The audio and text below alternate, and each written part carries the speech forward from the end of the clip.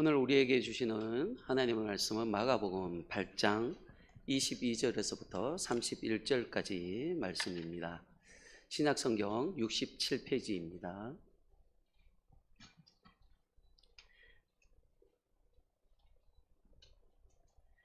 마가복음 8장 22절에서부터 31절까지 말씀을 한 절씩 교독하겠습니다.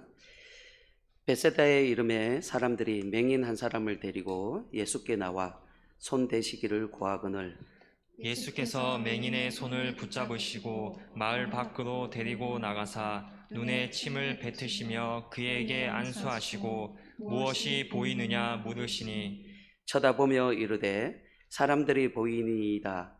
나무 같은 것들이 걸어가는 것들을 보나이다 하거늘 이에 그 눈에 다시 안수하심에 그가 주목하여 보더니 나아서 모든 것을 밝히 보는지라. 예수께서 그 사람을 집으로 보내시며 이르시되 마을에는 들어가지 말라 하시니라. 예수와 제자들이 빌립보 가이사랴 여러 마을로 나가실새 길에서 제자들에게 물어 이르시되 사람들이 나를 누구라고 하느냐. 제자들이 여짜와 이르되 세례 요한이라 하고 더러는 엘리야 더러는 선지자 중에 하나라 하나이다. 또 물으시되 너희는 나를 누구라 하느냐. 베드로가 대답하여 이르되 주는 그리스도시니이다 하매 이에 자기의 일을 아무에게도 말하지 말라 경고하시고 인자가 많은 고난을 받고 장로들과 대제사장들과 서기관들에게 버림바 되어 죽임을 당하고 사흘 만에 살아나야 할 것을 비로소 그들에게 가르치시되 아멘. 이 시간 담임 목사님 나오셔서 무엇이 보이느냐라는 제목으로 말씀 전할 때 많은 은혜 받으시길 바랍니다.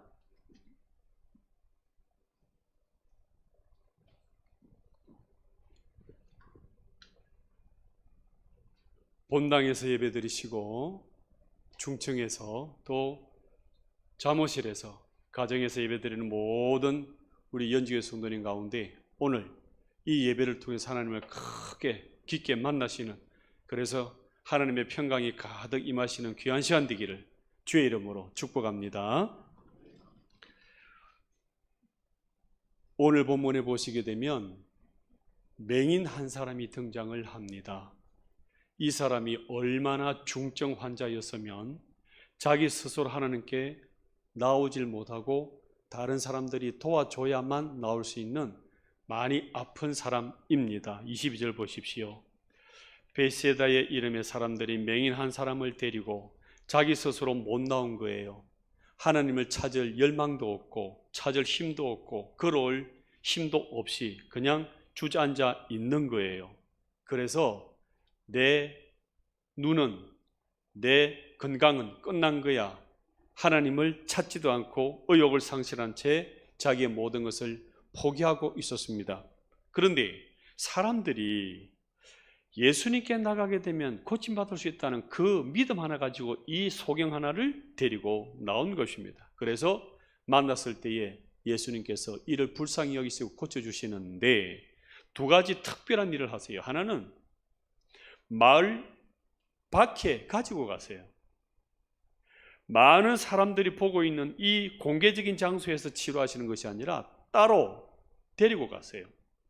그리고 다른 때 같은 경우에는 에바다 또는 내 믿음인들을 낫게 했다 말씀하시면서 한 번에 고쳐버렸는데 오늘 본문에서는 한 번에 고치고 난 뒤에 완전치 않아요. 또 두 번째 두 단계를 거쳐서 고쳐나가는 모습을 보고 있습니다. 이때까지 예수님께서 맹인을 고쳐서는 한 4명, 5명이 되는데 그때는 한 번으로 다 끝냈었어요. 그런데 왜 오늘 본문에서는 이렇게 두 단계를 거쳐서 고치시느냐 하는 문제입니다. 예수님이 능력이 없어서가 아니라 창조주가 아니어서 아니라 여기에는 하나님의 특별한 메시지가 있다는 겁니다. 23절 한번 보시겠습니까? 어떻게 고쳐셨는지 같이 읽습니다. 시작. 예수께서 맹인의 손을 붙잡으시고 마을 밖으로 데리고 나가사 눈에 침을 뱉으시며 그에게 안수하시고 무엇이 보이느냐 물으시니 예수님의 기적을, 예수님의 창조주 되심을, 예수님의 고치심을 많이 알리려 그러면은 대중이 보는 앞에서 공개적으로 해야 사람들에게 금방 알려질 거예요. 그런데 예수님께서는 이 맹인을 말 밖으로 데리고 나갑니다. 왜요? 왜 하나님께서는 자기를 더 드러내시지 않고 더 공개하시지 않고 더 이적을 알리지 않고 그렇게 하십니까? 그거는 예수님께서 이 사람을 구경거리로 삼는 것이 아니라 개인적인 만남을 갖기 위해서입니다. 개개인에 따라서 인격적인 교제를 하시기 위해서, 인격적인 대우를 하시기 위해서 하나님이 그렇게 하고 있는 겁니다. 예수님께서 치유하실 때마다 똑같이 하지는 않으세요. 사람에 따라서 개개인의 그 개인 맞춤, 개인 눈높이에 따라서 다 방법을 달리 하셨다는 것입니다. 그렇게 함으로써 하나님께서는 이 한 사람을 귀히 여기고 개인적으로 만나고 인격적으로 대우해주는 이런 모습을 우리에게 보여주고 있는 것입니다. 침 뱉은 것은 무시 아닌가요? 이 침 뱉는 요소에는 두 가지 요소가 있습니다. 모욕, 치유도 있지만은 이 속에는 수치도 있지만은 실제적으로 이 맹인에게는 치유를 위한 접근이라는 것입니다.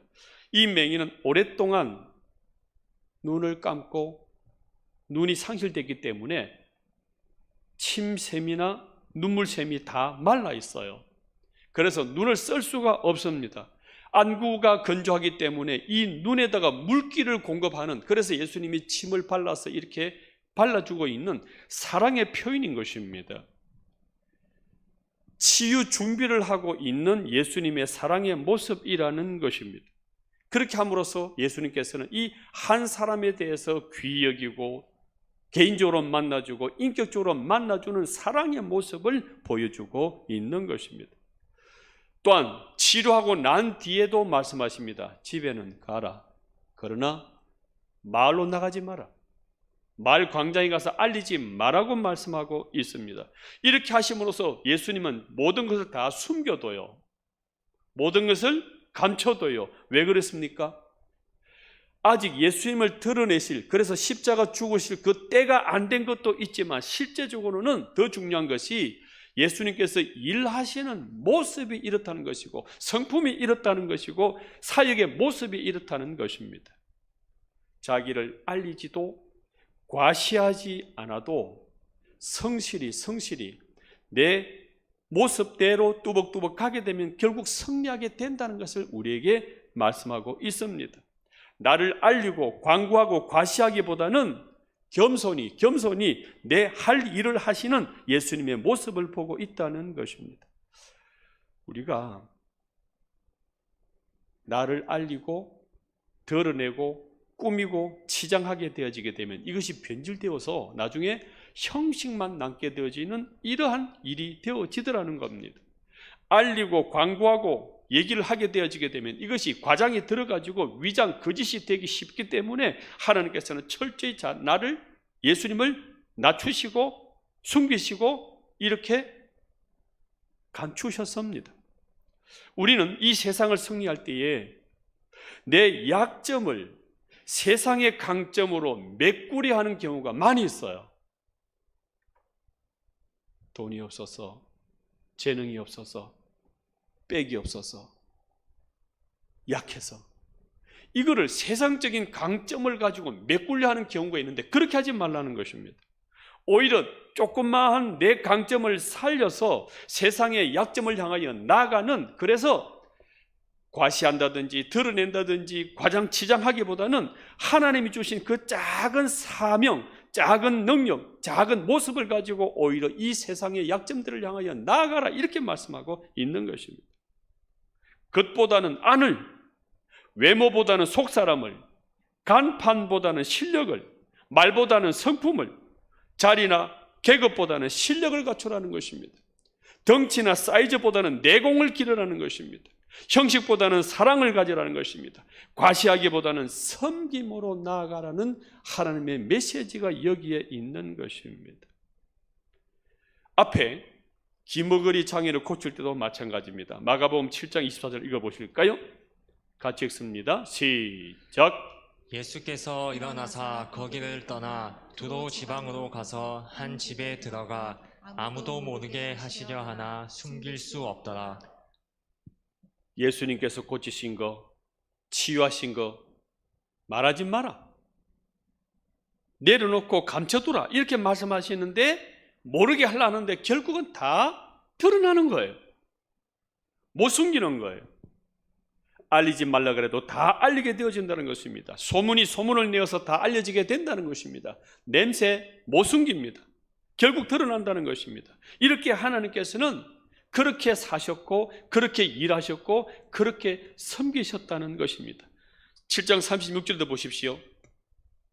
같이 읽습니다. 시작. 예수께서 그들에게 경고하사 아무에게도 이르지 말라 하시되 경고하실수록 그들이 더욱 널리 전파하니. 이게 참 능력이라는 겁니다. 예수님의 모습은 드러내는 것이나 과시하는 것이나 광고하는 것이나 과장으로 자기를 치장하는 것이 아니라 숨어있는 내공을 가지고 숨어있는 실력을 가지고 숨어있는 자기의 성품을 가지고 세상으로 나아갔다, 이렇게 설명하고 있습니다. 우리는 이 땅에서 재물을 추구하고 명예를 추구하고 세상적인 것에 아주 민감합니다. 그런데 하나님께서는 거기에 취하고 거기에 따라갈수록 너희들은 더 안 되는 것이 하나님의 자녀의 모습이란 말하고 있어요. 이 세상의 모든 순리, 순서는 권세, 능력이 우선이 있어요. 여기에 사람이 모여들어요. 사람이 모여들면 무엇이 따라오냐 그러면 재물이 따라옵니다. 이게 모든 세상에 돌아가는 원리예요. 그런데 하나님을 모르는 자들은 거꾸로 가요. 돈부터 찾아요. 그리고 사람의 힘부터 찾아요. 누구 편에 붙어야 된다. 그때 하나님께서는 말씀하십니다. 드러나지 않는 살아있는 권능이 있어야 된다는 거예요. 그 권능, 힘이 있게 되어지게 되면 이 불꽃을 보고 사람들이 찾아온다는 거예요. 그리고 이 사람 따라서 재물까지 와지는 이 원리를 예수님께서는 손수 실천하고 있는 것입니다. 우리의 권능은 어디 있을까요? 창조주 하나님에 있습니다. 역대상 29장 12절 말씀 같이 한번 읽어볼까요? 시작. 부와 귀가 주께로 말미암고 또 주는 만물의 주제가 되사 손에 권세와 능력이 있사오니 모든 사람을 크게 하심과 강하게 하심이 주의 손에 있나이다. 만물의 주제가 되사 손에 무엇이 있다 그랬습니까? 권세와 능력이 있다고 말씀하고 있습니다. 곧 예수 그리스도 그분을 알고 그분과 동행하는 이것이 권능과 능력과 권세가 되어가지고 여기에 사람이 붙어요. 그리고 재물까지 따라오고 만사 모든 부분들이 다 합력해서 선을 이뤄 나가는 것입니다. 이런 방법으로 예수님께서는 세상에 나갔고 치유를 했다, 이렇게 설명하고 있는 것입니다. 저와 여러분들도 나를 드러내지 마십시오. 과시하려고 치장하고 포장하는 거 안 하셔도 됩니다. 이 예수님이 함께 하심으로 말미암아서 그 권능으로 말미암아서 모든 것을 이뤄나가는 저와 여러분 되시기를 주의 이름으로 축복합니다. 두 번째는요, 예수님께서 이 소경 장님에게 기도를 하고 난 뒤에 묻습니다. 무엇이 보이느냐? 그랬더니만 24절에 보시게 되면 사람이 보이는 것 같기도 하고 나무가 걸어다니는 것 같기도 하고 애매하게 흐릿하다, 이렇게 설명하고 있습니다. 이 장님은요, 예수님을 간절히 찾고자 해서 나온 사람도 아닙니다. 예수님을 알고자 구원받고자 그것도 없어요. 그냥 사람들에 끌려서 나온 거예요. 그러니까 알고 싶은 마음도, 만나도 그것이 무엇인지 관심이 없는 거예요. 그래서 사람이 지나가는 것인지 나무가 지나가신지 고쳐주신 분이 누구인지 흐릿한 거예요. 진짜 만나야 될, 진짜 보아야 될 이 예수님을 모르고 있는 거예요. 이 소경을 들어서 하나님께서는 우리에게 주시는 메시지가 뭐냐 그러면은 이 소경의 모습이 바로 너라는 거예요. 흐릿하다는 거예요. 누가 사람인지, 누가 예수님인지, 무엇이 생명인지, 인생에 살아갈 가치가 무엇인지 모른 채 흐릿하고 살아가고 있는 이 모습이 바로 너다는 거예요. 눈을 뜨긴 떴어요. 뜨긴 떴는데 흐릿하고 선명하지 않는 거예요. 교회 다니는데, 교회 왔다 갔다 하는데 하나님을 잘 모르게 흐릿하고 있는 거예요. 성경을 본다는데 아는 게 없어요. 신앙생활 오래 했다는데 흐릿한 거예요. 보이긴 보여요. 안 보이는 게 아니에요. 그런데 이 보이긴 보이는데 흐릿하고 더 알아가고자 하는 열망도 없어요. 예수님께서는 우리를 세상에서 구원시켜서 정상에 올리게 했었습니다. 구원의 천국에 주셨습니다. 그런데 구원받고 천국 가고 하나님의 자녀가 되는데 여전히 세상 속에서 흐릿하게 살아가다 보니까 물불을 구분을 못하는 거예요. 어디가 생명길인지, 어디가 권능의 길인지, 어디가 복음의 길인지, 어디가 재물인지, 어디가 내 역할인지 흐릿하게 살아가고 있는 이 모습을 우리에게 지적하고 있는 것입니다. 그래서 우리는 이 세상에서 벗어나 하나님께서 우리의 구원의 꼭대기를 올려주셨으니까 이 예수님을 제대로 보라는 것입니다. 예수님을 제대로 만나고 뭐가 사람인지, 뭐가 나무인지, 무엇이 재물인지, 무엇이 인생인지 선명히 보고 새롭게 살아가라, 이렇게 말씀하고 있는 것입니다. 이 아침에 이 메시지를 통해서 저와 여러분의 눈이 활짝 열리시기를 주의 이름으로 축복합니다. 이 제자들이 1단계, 2단계 맞추어서 단계를 따라서 눈이 떠지는 것을 볼 수가 있어요. 이 제자들은 3년간 12명이 몰려다니면서 떼거지 돌아다니면서 같이 다니면서 예수님을 목격했습니다. 그런데 몰라요, 예수님을. 흐릿한 거예요. 개인적 신앙이 자립이 안 돼 있는 거예요. 무리지어서 여기 다니고 저기 다니고 곳곳에 기적도 많이 목격해요. 그런데 참 개인 신앙으로 확립이 안 되어 있는 거예요. 이렇게 예수님께서 말씀을 전하시고 깨닫게 하시고 이것도 안 되느냐, 이 소경처럼 흐릿하게 살아서는 아니 된다, 이렇게 말씀을 주시고 메시지 주시니까 1단계 정도가 살짝 열려요. 그것이 오늘 본문의 29절입니다. 베드로가 눈이 조금 열리는 거예요. 같이 읽어볼까요? 시작. 또 물으시되 너희는 나를 누구라 하느냐? 베드로가 대답하여 이르되 주는 그리스도시니이다. 우리는 하나님을 만나고 구원받았는데 여전히 흐릿한 채, 선명지 못한 채 어중이 떠중이로 세상 반 하나님 반 이런 식으로 살아가는 우리의 모습을 지금 이 베드로를 통해서 말씀해 주고 있는 것입니다. 이 베드로가 여기서 정확하게 신앙 고백을 하긴 해요. 그런데 이 메시아를 온전히 아는 상태는 아니에요. 입술은 고백은 해요. 그런데 나중에 십자가 예수님이 죽겠다 할 때 뭐라고 얘기합니까? 아니 주님 그러시면 아니 됩니다. 내가 끝까지 말려주겠습니다. 막아주겠습니다. 그때 예수님께서 말씀하십니다. 사탄아, 내 뒤에서 물러가라. 조금의 신앙은 들어가요. 조금의 눈은 열렸는데 온전한 신앙은 아직까지 없는 거예요. 예수님께서 나중에 십자가 매달려 죽으실 때에 이 베드로는 부인하고 도망가 버립니다. 아니 조금 전에 뭐라 했습니까? 예수님은 살아계신 하나님의 아들이요 하나님이 보내신 그리스도이십니다. 얘기했습니다. 신앙 고백합니다. 그런데 도망가 버린다니까요. 심지어 예수님을 저주하고 완전히 숨어버립니다. 그리고는 옛날 옛 생활로 돌아가 버리는 거예요. 이렇게 우리의 신앙생활이 흐릿한 거예요.